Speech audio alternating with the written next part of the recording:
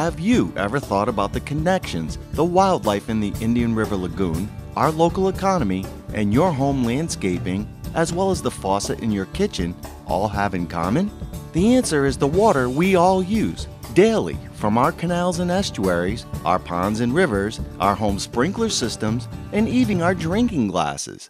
We'd like to show you what water means to you and your quality of life in Indian River County. When Indian River County was first settled, the biggest problem for many of the settlers was too much water.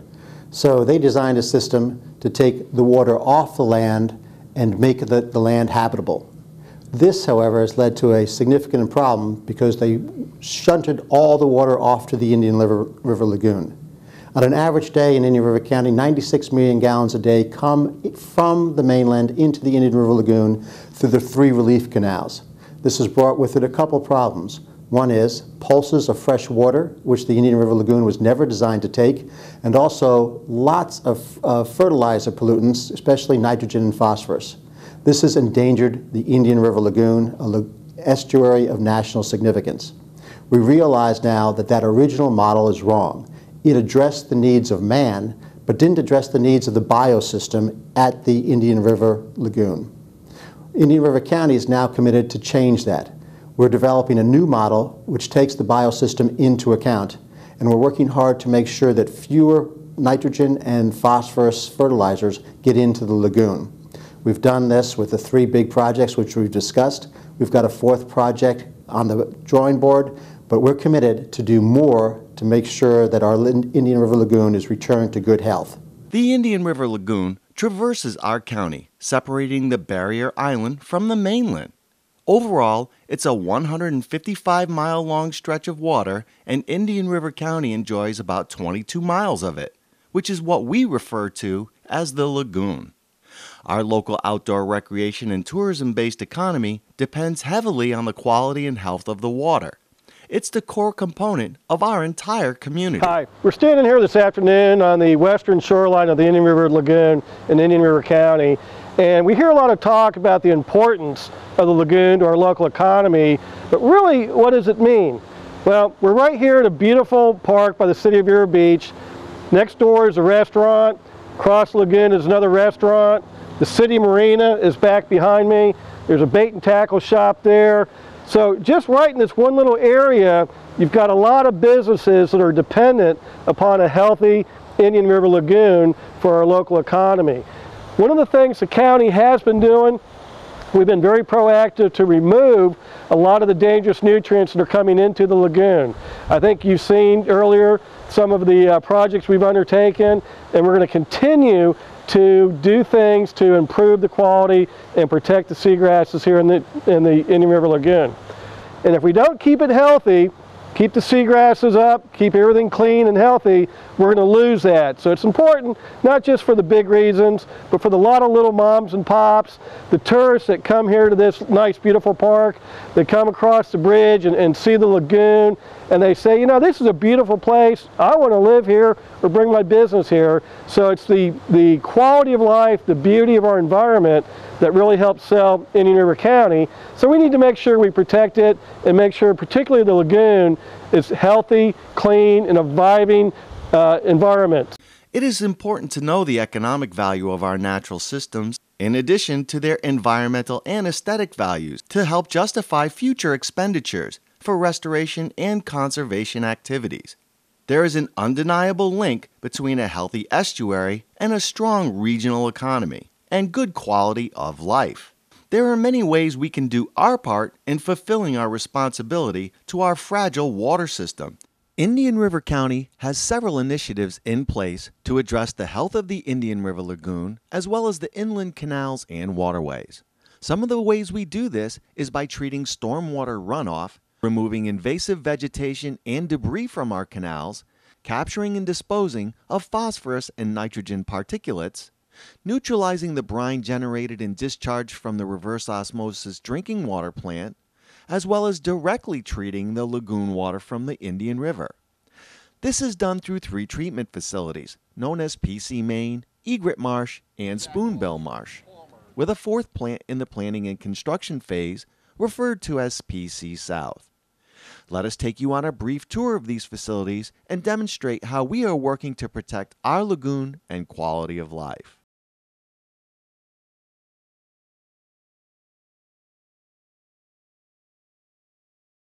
Hi, I'm Chris Mora, Public Works Director for Indian River County. We're here at PC Main, one of the stormwater treatment facilities in Indian River County. Let's take a look at this functioning stormwater treatment facility, a facility that we understand is one of the largest and most efficient of its kind anywhere. Welcome to the PC Main Relief Canal screening system. What we do here is we remove floating debris, trash, bottles, cans, water, lettuce, anything that floats down the main relief before it gets to the lagoon, comes to our facility, and we pick it up through a screening system. That screening system is from 1 inch to a 1/16 of an inch, and I'll be glad to walk you through that operation.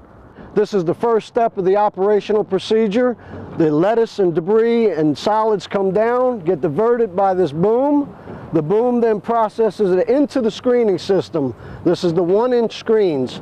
Anything an inch and above will get picked up by this screening system. There are 4 main screens. Be conveyed up and dropped onto a conveyor system. That'll take it to the parking lot and into a dumpster. This is the second phase of our screening system operation. What happens here is the scraper arms bring the debris up the screen. The scraper arm pulls it off, drops it into the conveyor belt. The conveyor then hauls it up and drops it into a compost pile and debris pile in the parking lot.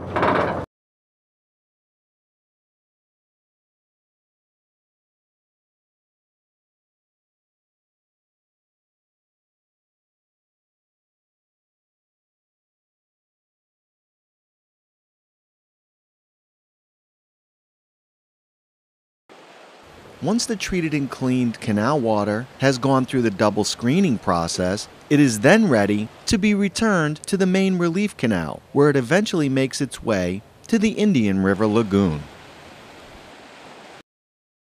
Okay, you've had our tour of the PC Main screening system, and this system is very unique in several areas. One is it's got a very minimal power requirement. It only draws about 9.5 horsepower to operate the machines you saw this morning. It also is a great return on its investment because it has a capability to treat over 300 million gallons of water per day without overflow to the lagoon. And it is unique in a third way in that it has 2 sets of screens, one coarse screen followed by a very fine screen, which, as you saw, takes stuff as small as 1/16 of an inch out of the water. And as far as the county knows, it's the only one of its kind in the nation. And it's also the largest of its kind in the nation as far as treatment capacity that we're aware of. PC Main has the capacity to process as much as 300 million gallons of water per day when operating, and in 2011 removed over 637 tons of debris and almost 4,000 tons of sediment that would otherwise pollute our water system, which is good for our community as well as our environment.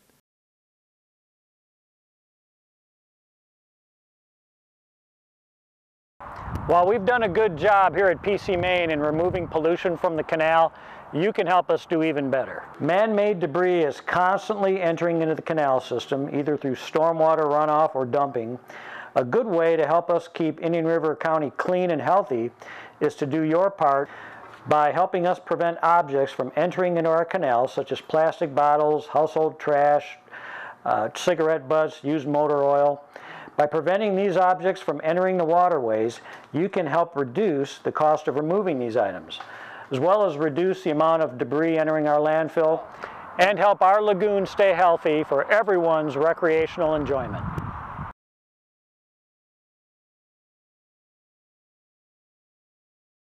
Hi, I'm Chris Mora, Public Works Director for Indian River County. We're here at the county's regional stormwater park called Egret Marsh, and we're here to demonstrate how this facility functions and, more importantly, how it benefits the citizens of Indian River County and the wildlife in the Indian River Lagoon. Egret Marsh Stormwater Park pumps 10 million gallons per day of polluted water from one of Indian River Farm's largest canals, the Lateral D Canal, which drains a 9,000-acre drainage basin that is mostly agriculture. Using a treatment process that includes innovative pollution removal technology, Egret Marsh is specifically designed to remove dissolved nitrogen and phosphorus from the canal water, although some particulate-based nutrient removal also occurs via settling within the system. We're at the first stage of the intake for the operations of the ATS. This intake box draws the water in from the lateral D canal, goes to a distribution box where it bubbles up and gets siphoned into a surge box. It is then distributed through the headworks onto the ATS mat itself.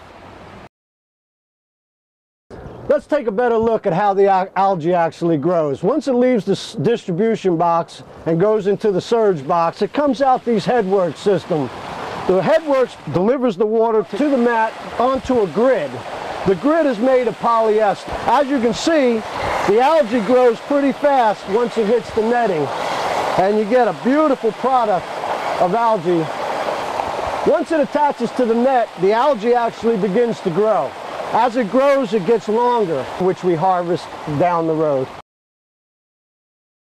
After the water leaves the headworks, the water flows across the ATS algae turf scrubber mat.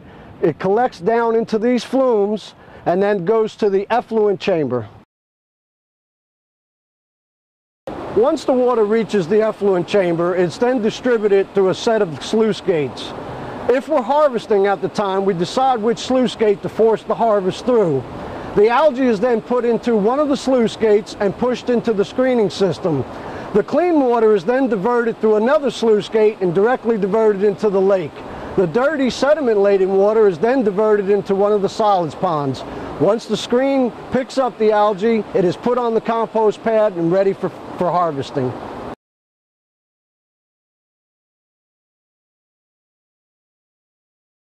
Once the algae reaches this compost pad at the bottom of the screen, we then collect it and mix it to a 3-to-1 ratio of average mulch. We take that and aerate it and flip it for 60 days, once a day for the first week. We then take that compost and add it, after 60 days, we add it to our final compost pile, which you can see behind me. We're now at the final stage of the Indian River County Egret Marsh project. This is the final polishing pond. From here, the water leaves our site, enters the lateral C canal, which goes to the main relief canal, which then enters the lagoon, cleaner water. Egret Marsh Water Pollution Control Facility is a shining example of how good engineering principles combined with eco-friendly planning can accomplish many goals and deliver many rewards to our community and all of the area's inhabitants. In an average year, Egret Marsh is projected to remove approximately 5,300 pounds of nitrogen and 1,500 pounds of phosphorus. That's equivalent to 1,325 40-pound bags of home-type fertilizer with respect to nitrogen, and 750 40-pound bags of home-type fertilizer with respect to phosphorus.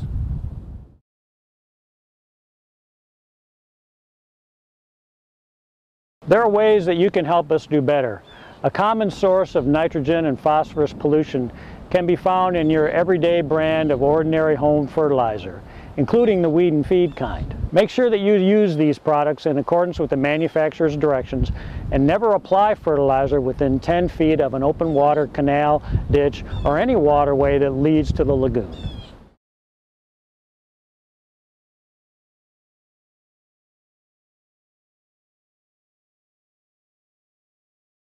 Hi, I'm Chip, and I'd like to introduce you to the Spoonbill Marsh, a project that was constructed by Indian River County that helped them dispose of their demineralization concentrate from the North Water Plant.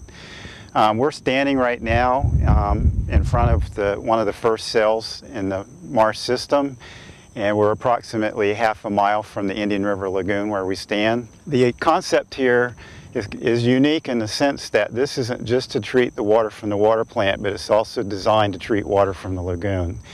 And in fact, during the first year of operation, we successfully removed over 4 tons of nutrients from the lagoon itself, as opposed to discharging nutrients, which you would traditionally do with the wastewater or water operations such as this.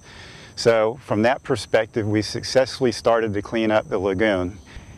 Just as a general overview, as the water enters the wetland system here, water is discharged from the water plant to a mixing box just off to the corner over here. It's blended with 2.5 parts of water from the lagoon, mixed and then discharged into the wetland system as you see behind me. As the water enters the wetland system here, it passes through approximately 24 acres of created wetlands. One of the major treatment processes in this particular site is that we have established an oyster colony which is rapidly developing into an oyster reef, the same as you would find in the lagoon itself. And through the process of percolating through planted areas and the oyster reef, we're able to achieve the results that I previously mentioned of 4 tons of nutrient removal per year. The water filtration system here that we've have established with the oysters has really worked out to be an exceptional project. We at Semblers have taken oyster and the science behind oysters and the principles behind oysters and farming and raising them for food consumption. We've used the same principles and the same methods. We've had some tweaks, we've had some changes. We've changed the methodology a little bit for an application here at Spoonbill to use it as water filtration. We're going to grab a sample of oysters right here out of one of the mixing ponds. This is a sample of some of the oyster cluster colonies that have been established. Each oyster, as you can see on these clusters, is responsible and filters 24 to 26 gallons of water a day. This colony that you see behind me in the Spoonbill filters approximately 12 million gallons every 24 hours. Very effective, a natural biological filter. Mother Nature has perfected it. We've improved upon it a little bit more, and the successes of this particular program are really something that nobody's ever done before. Indian River's been the first, and this is really the science of where things are going to go in the future. My name's Art. I'm the project manager here at Spoonbill Marsh. Here we are at the heart of the system. This is our pumps. This is where we intake water from the Indian River Lagoon. We're sent back to the west to be mixed with the brine and put into our mixing ponds for cleaning, where the water is filtered before it discharges back into the lagoon back behind me on this side to the north. And since our inception date, our startup date of August 2nd, 2010, we have averaged 4 tons of nutrient removal per year. That is, the water that's going back into the lagoon is cleaner than when we brought it in and mixed it with the brine and put it into our system to filter. And why that's good for you as an Indian River County resident is cleaner water, which makes for better fishing, better boating, more recreation, snorkeling. It's just good for the environment. In summary, I'd like to say that not only have we successfully been able to dispose of the demineralization concentrate in a very environmentally friendly way by not only disposing of the concentrate, but at the same time actually removing 4 tons of nutrients from the lagoon, but we've also successfully been able to reestablish the salt marsh on this site, mangrove communities, and also have attracted most of the wildlife species that are currently found within the lagoon. So from a practical perspective, this site, maybe in 2 more years, will be indistinguishable from the Indian River Lagoon from a habitat perspective.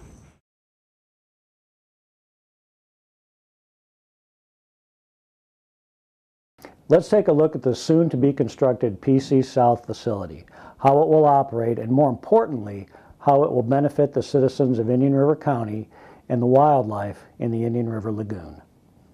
PC South is going to be a sort of a combination of Egret Marsh Stormwater Park and Spoonbill Marsh, which you all have already seen.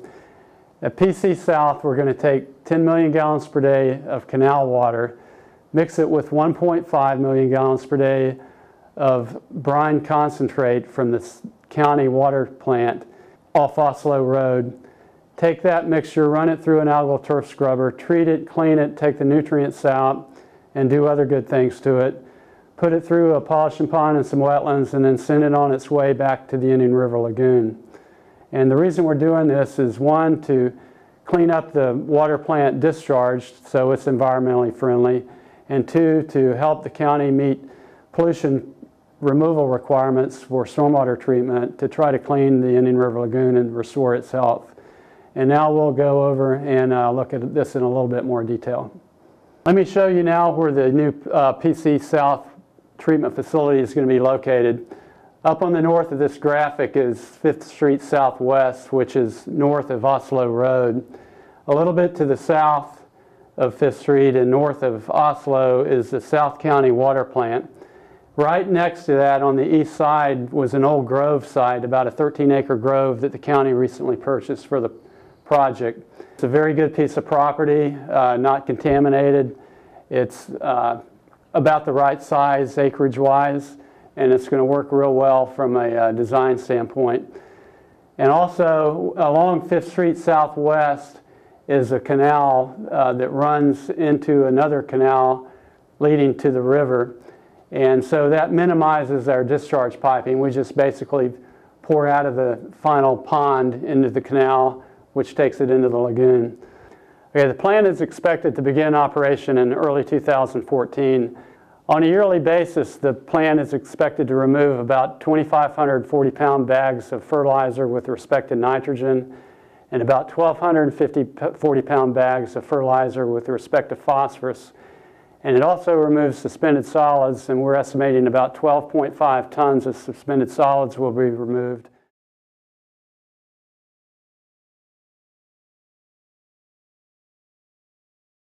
You can do your part by helping the county keep these canals clean. The water that leaves the PC South facility still has several miles to go before it enters into the lagoon. If you can help us by keeping the canals clear and free of debris, it would really go a long way to keeping the lagoon healthy. The water in our community is intertwined with almost every activity we enjoy as members of the paradise we call Indian River County. The amazing lifestyle afforded to us as residents in this tropical paradise also comes with a personal responsibility we all carry with us. From incredible fishing resources, our scenic and tropical ecosystem, our lush and beautiful yards, our tourism-based economic interests, and the health of our children and the water they drink. We all play a role in preserving the future and the quality of our water system. It's clear, however, that government isn't going to solve this problem alone. So Indian River County, along with a lot of other groups, have started to develop residential best management practices. These best management practices can be put into effect by every landowner and every resident in Indian River County. And they're basically simple things. Don't fertilize near a water body. Make sure that when you clean your grass clippings, the best thing to do is mulch them into your yard and use those clippings as part of your nitrogen and phosphorus fertilizers. And as a matter of fact, one of the things about Florida is that you don't need phosphorus for most of your fertilizer needs. So pick a fertilizer that doesn't have any phosphorus. And before you fertilizer, please look at the weather. Don't fertilize before a big rain, because it's just going to wash off and most probably end up in the lagoon. If we all work together, taking small steps, we'll be able to remove most of the fertilizers before it goes into the waters of the lagoon and save one of our great natural assets. It's not just about conserving our water, it's also about doing your part to keep it clean for today and tomorrow's generations. Help us by doing your part, and together we can save the Indian River Lagoon, one drop at a time. To learn more about your Indian River County stormwater pollution control system, we invite you to visit www.irc.gov